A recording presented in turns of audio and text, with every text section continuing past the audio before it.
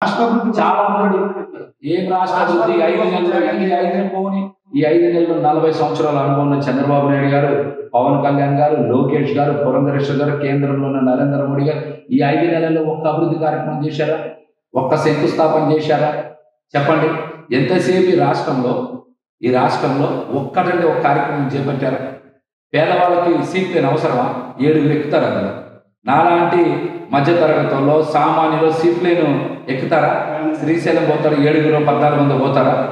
శ్రీశైలం పోవడానికి బస్సు ఎక్కితే ఎంత అవుతుంది? సీట్ లేని ఎంత ఎక్కుతుంది? టూరిజం డెవలప్ చేస్తాం. ఏం టూరిజం డెవలప్మెంట్? అది డబ్బున్న వాళ్ళకి టూరిజం పాయింట్.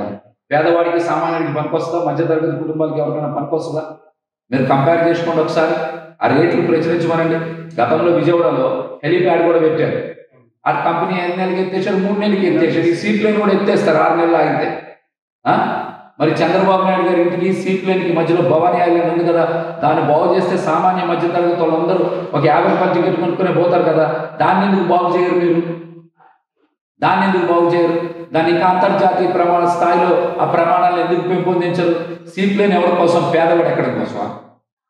సీట్ లైన్ ఎవరి కోసం? మధ్యతరగతి ఎక్కడం కోసమా? అదే అభివృద్ధి అంటే ధనవంతుల కోసం, బలవంతుల కోసం మీరు చేసే కార్యక్రమాలు సామాన్య మధ్యతరగతి మీద రుద్దితే అది అభివృద్ధి.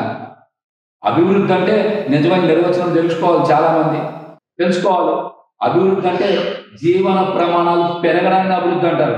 అంతేగాని రియల్ ఎస్టేట్ వెంచర్లు, లేకపోతే స్మార్ట్ సిటీలు, సెస్లు ఏంటి, లేకపోతే గోల్ఫ్ క్లబ్బులు, అంతర్జాతీయ రేసింగ్, దీన్ని అభివృద్ధి అంటారు. అది పెట్టుబడిదారులకి, పారిశ్రామికవేత్తలకి, బలవంతులకు ఉపయోగపడే దాన్ని. పెట్టుబడులు వస్తే ఎంప్లాయ్మెంట్ గురించి చెప్తున్నారు కదా. రాష్ట్రానికి పెట్టుబడులు వస్తే ఎంప్లాయ్మెంట్ పెరుగుద్ది, నిరుద్యోగులు ఉద్యోగులుగా మారతారని చెప్తారు.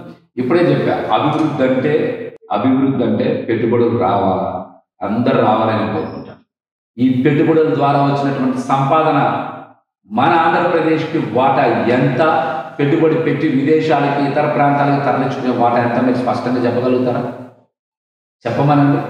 అరే, పత్తి పండించేది మనమే కదా ఆంధ్రప్రదేశ్లో. రాయలసీమ ప్రాంతంలో కానీ పైపోతే పత్తి విపరీతంగా పండిస్తారు.